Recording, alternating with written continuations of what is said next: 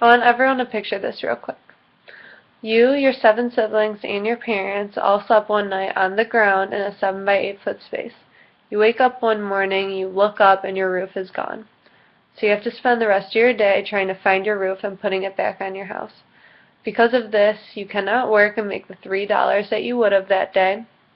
So you and your family cannot eat or brush your teeth because you can't waste any food or resources when there's no money coming in. This might sound really extreme to you guys, but this is real life to many Salvadorans daily. Last spring break, I went on a mission trip through a church that partnered up with an organization called the Great Commission of Latin America, and they taught me a lot while I was down there. The Great Commission of Latin America has 2 churches in El Salvador, one in San Salvador and one in La Libertad, and they provide amazing service to the extremely poor around them every single day.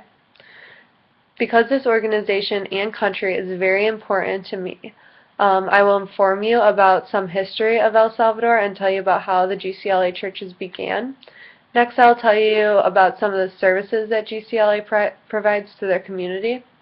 And lastly, I'll tell you about my friend Sigourney, who is a missionary and who is moving down to La Libertad, El Salvador next month.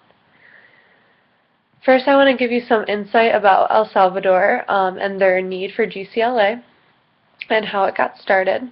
GCLA has 2 churches in El Salvador, like I said. The country has extreme gang violence and murder. In 2012, there was about 14 murders per day, which is a lot compared to the 6.3 million who live there, which is about 2/3 the size of Michigan. The poverty is also very alarming. The middle class only makes about $4,000 per year, which is about $10.95 per day. GCLA was started by a man named Nelson Guerra, who became a Christian in 1973 and decided to serve the Lord with his life.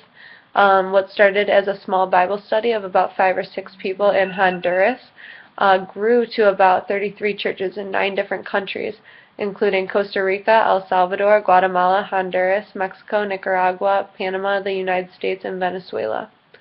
Now that you guys know a little bit more El Salvador, which I bet you've never heard of before, I can tell you about some of the work that GCLA does in El Salvador. GCLA's work in El Salvador includes, but is not limited to, their CDI program, delivering meals and clothing to the poor, and working with orphanages. The CDI program is the one that I worked at is housed in the church in La Libertad, El Salvador. When you choose to sponsor a child through GCLA, the sponsorship provides daily meals, after-school support, daycare, Bible education, and many times they get special gifts from the missionaries who visit the CDIs. In La Libertad, on my mission trip, I also almost every day cooked and packaged meals that we delivered to the poor. One village that really stuck with me completely was wiped out by a flood, and which destroyed everything that these people had and killed many. So all these people were displaced to another area of land. And these are the towns where GCLA really tries to make a point to deliver meals and clothing and the gospel to these families in need. Since you have heard about the work done in El Salvador, I want you to see how realistic it can be to make a difference there. While being in El Salvador, I met one of my best friends, Sigourney, who was being trained at the time to move down to La Libertad, El Salvador permanently.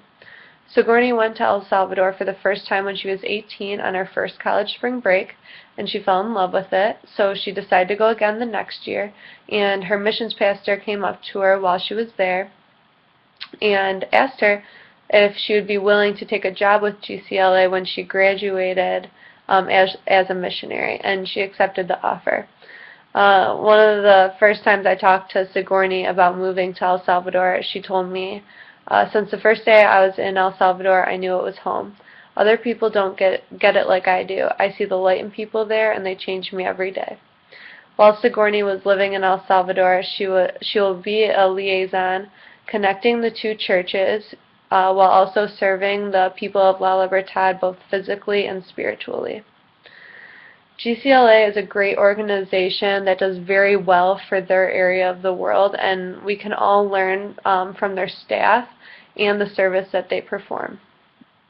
GCLA allows mission trips to visit any of their locations to serve for a week.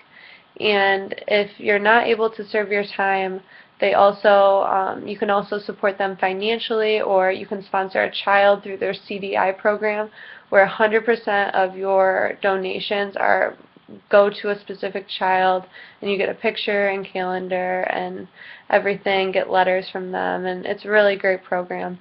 But basically what I want you guys to get from this is not everyone can pick up and move to El Salvador like Sigourney is.